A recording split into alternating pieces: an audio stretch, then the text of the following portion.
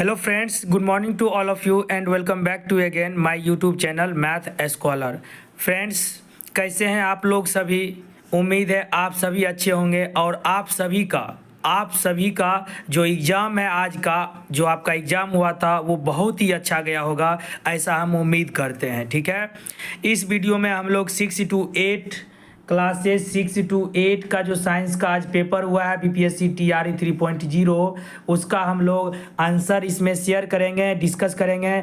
आप इस वीडियो को एंड तक जरूर बने रहे। इस वीडियो के एंड तक यकीन मानिए आपको इस चैनल पर 100% एक्यूरेसी के साथ सही एक्सप्लेनेशन देखने को मिलेगा। चलिए फ्रेंड्स, बिना टाइम वेस्ट किए हुए इस वीडियो को स्टार्ट करते हैं। फर्स्ट क्वेश्चन है आपका, दो न्यूरॉन्स के बीच अंतराल को कहा जाता है। तो दो न्यूरॉन्स के बीच अंतराल को सिनेप्स कहा जाता है। क्या कहा जाता है फ्रेंड्स? सिनेप्स कहा जाता है। सिनेप्स, अंग्रेजी में सिनेप्स कहा जाता है और हिंदी में अंतर्ग्रंथ कहा जाता है।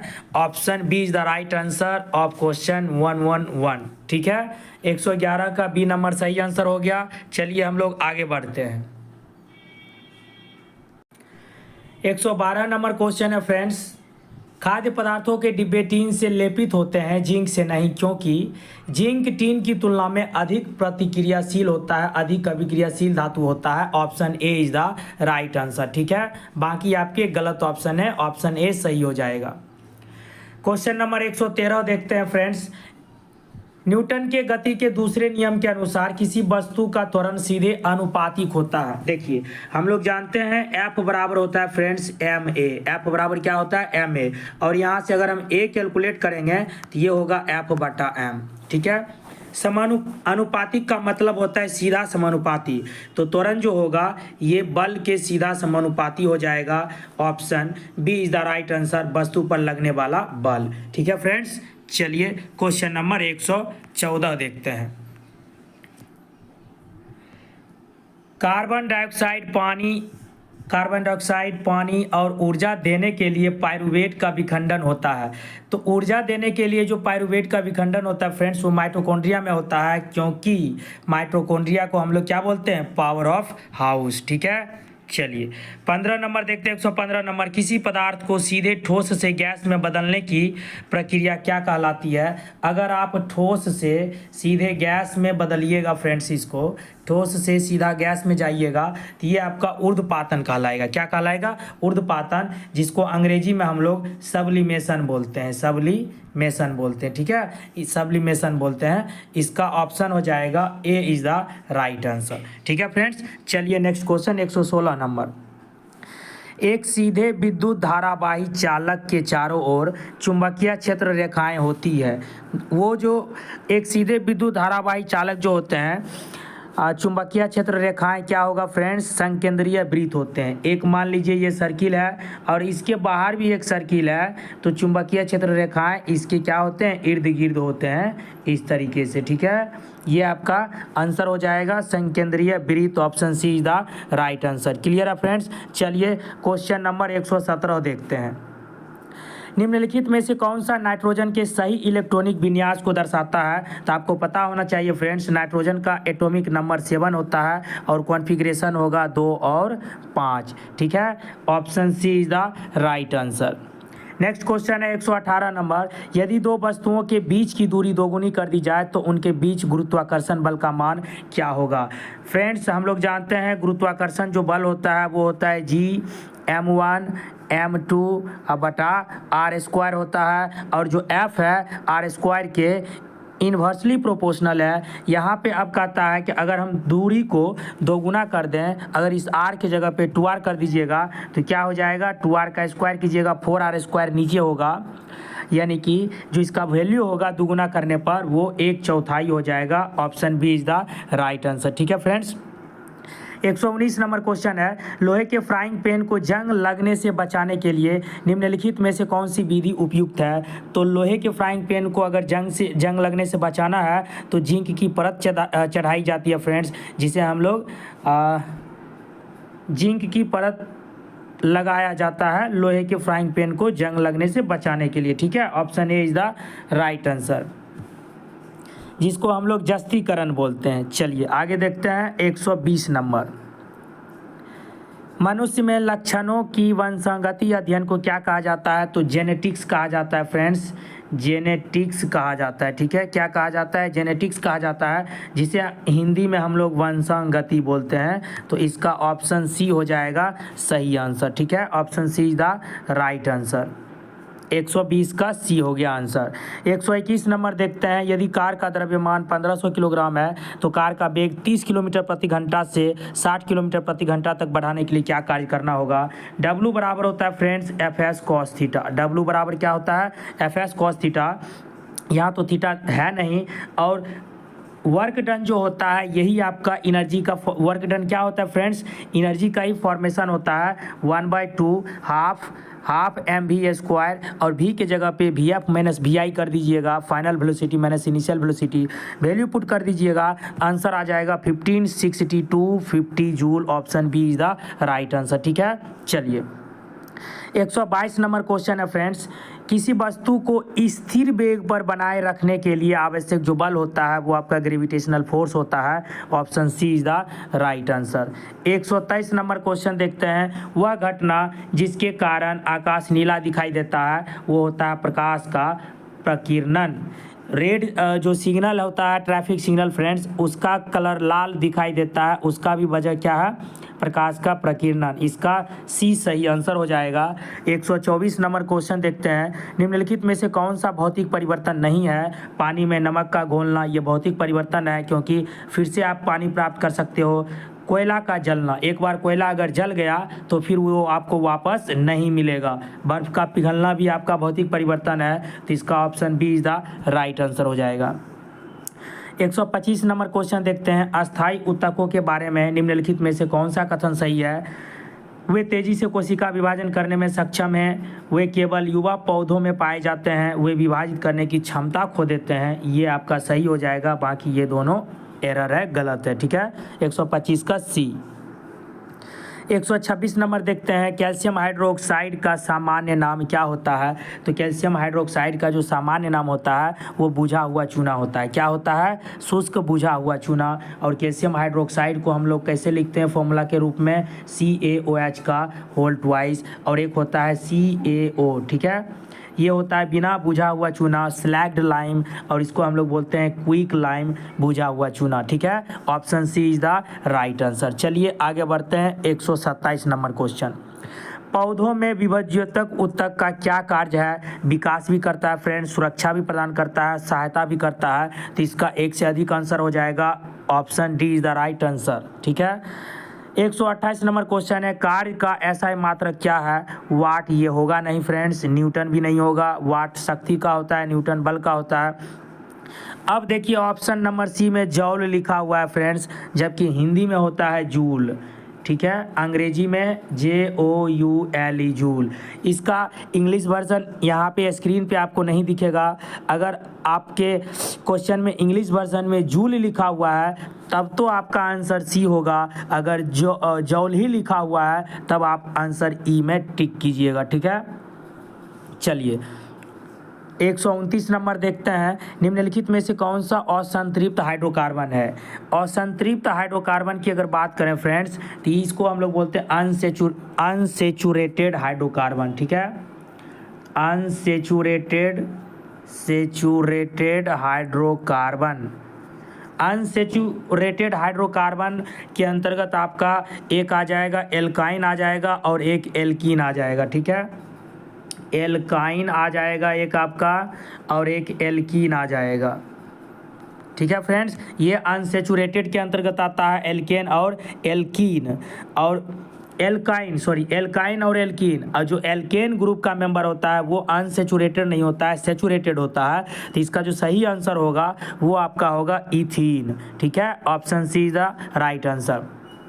क्योंकि मीथेन जो है ये आपका सेचुरेटेड कार्बन का मेंबर है, इथेन भी सेचुरेटेड कार्बन का मेंबर है, एल्केन का मेंबर है। ठीक है, चलिए 130 नंबर क्वेश्चन देखते हैं। निम्नलिखित में से कौन सा खाद्य श्रृंखला का निर्माण करता है? तो देखिए खाद्य श्रृंखला का निर्माण करने में क्या होता है, सबसे पहले उत्पादक आता है, सबसे पहले आपका उत्पादक आएगा, उसके बाद प्राथमिक उपभोक्ता आएगा, द्वितीयक उपभोक्ता आएगा। तो उत्पादक में क्या होता है फ्रेंड्स, घास आ जाएगा पहला, ठीक है, और उसको खाएगा कौन, बकरी खाएगा, बकरी को इंसान खाएगा। तो ये आपका खाद्य श्रृंखला का निर्माण कर रहा है, option B is the right answer. ठीक है, चलिए हम लोग देखते हैं क्वेश्चन नंबर 131। किस उप परमाणविक कण का द्रव्यमान नगण्य होता है? तो इलेक्ट्रॉन का जो मास होता है फ्रेंड्स वो न्यूट्रॉन और प्रोटॉन की अपेक्षा कम होता है, option C is the right answer. 132 number है, लाइकेन के किस प्रदूषक के प्रति संवेदनशील होते हैं? किस वायु प्रदूषक के प्रति संवेदनशील होते हैं? तो ये होता है आपका sulphur dioxide, option C is the right answer. ठीक है, 133 नंबर देखते हैं, ब्यूटेनोन कार्यात्मक समूह वाला 4 कार्बन यौगिक कौन है? देखिए ब्यूटेनोन जो होता है ये कीटोन के अंतर्गत आता है, कीटोन से मिलकर बना होता है। कीटोन का जो फंक्शनल ग्रुप होता है ना वो क्या होता है फ्रेंड्स, वो दोनों तरफ से आपका आ जाएगा इस तरीके से। ठीक है, तो इसका आंसर हो जाएगा कीटोन हो जाएगा friends, option A is the right answer. ठीक है, चलिए क्वेश्चन नंबर 134 देखते हैं। देखिए ब्यूटेनोन है ना, तो ब्यूटेनोन जो है इसमें कीटोन का ही जो होता है फंक्शनल ग्रुप जो होता है उसका जो मतलब उपसर्ग कह सकते हैं या प्रत्यय कह सकते हैं या उपसर्ग जो भी बोल सकते हैं आप, जैसे कि आपका होता है ना ये एल्केन। ठीक है, तो एल्केन लास्ट में एन आता है तो मीथेन इथेन लिखाता है, तो कीटोन उसी तरीके से ब्यूटेनोन दिया है, तो इसका आंसर कीटोन हो जाएगा। ठीक है, चलिए क्वेश्चन नंबर 134 देखते हैं। निम्नलिखित में से कौन सा पादप हार्मोन है? देखिए डायरेक्ट एनसीईआरटी का जितना भी क्वेश्चन बहुत अच्छा क्वेश्चन पूछा गया था फ्रेंड्स, इसमें मैक्सिमम स्कोर किया जा सकता था। पूरा क्वेश्चन आपका कंप्लीट क्वेश्चन एनसीईआरटी बेस्ड है, टोटल क्वेश्चंस आपके एनसीईआरटी में मिल जाएंगे। निम्नलिखित में से कौन सा पादप हार्मोन है? तो पादप हार्मोन जो है आपका साइटोकाइनिन भी होता है, जिब्रेलिन भी होता है और ऑक्सिन भी होता है, तो इसका सही आंसर होगा option D is the right answer. ठीक है, 135 नंबर की बात करें, पृथ्वी की सतह पर गुरुत्वाकर्षण के कारण त्वरण का मान जो होता है लगभग 9.8 मीटर पर सेकेंड स्क्वायर होता है। 136 नंबर देखते हैं, क्या होता है जब लोहे के भराव में तनु हाइड्रोक्लोरिक अम्ल मिलाया जाता है? देखिए जब भी किसी धातु में अम्ल मिलाइएगा यानी लोहा में हम लोग एसिड क्या कर रहे हैं, मिला रहे हैं, तो ये हमेशा क्या बनाता है, आपका लवण बनाएगा और गैस रिलीज करेगा, यानी कि FeCl2 बनाएगा और साथ में H2 रिलीज करेगा। ठीक है, धातु प्लस अम्ल बराबर लवण प्लस गैस, इसका आंसर होगा हाइड्रोजन गैस और आयरन क्लोराइड उत्पादन होता है, option C is the right answer. Next question देखते हैं 137 नंबर का, कोशिका की खोज सर्वप्रथम किसने की थी? सर्वप्रथम यहाँ लिखा हुआ है तो रॉबर्ट हुक ने की थी 1665 ईस्वी में। ठीक है friends, option C is the right answer. 134 number देखते हैं, 138 नंबर, एक कार 4 घंटे में 200 किलोमीटर की दूरी तय करती है, इसकी औसत गति क्या होगी? देखिए चाल बराबर होता है दूरी बटे समय, दूरी है 200 और समय है 4 घंटे, 4 × 20 यानी कि 50 किलोमीटर प्रति घंटा इसका आंसर आ जाएगा। ठीक है, 138 का। 139 नंबर क्वेश्चन है, मनुष्य में गुर्दे किसके तंत्र का हिस्सा है? ठीक है फ्रेंड्स, मनुष्य में गुर्दे किसके तंत्र का हिस्सा है? तो गुर्दा जो होता है फ्रेंड्स वह उत्सर्जन का हिस्सा होता है। किसका हिस्सा होता है? उत्सर्जन का। और इसमें उत्सर्जन ऑप्शन है ही नहीं, श्वसन नहीं होगा, पोषण नहीं होगा, मल त्याग दिया हुआ है। अगर इसके अंग्रेजी वर्जन में, ठीक है फ्रेंड्स, अगर इसके अंग्रेजी वर्जन में आपको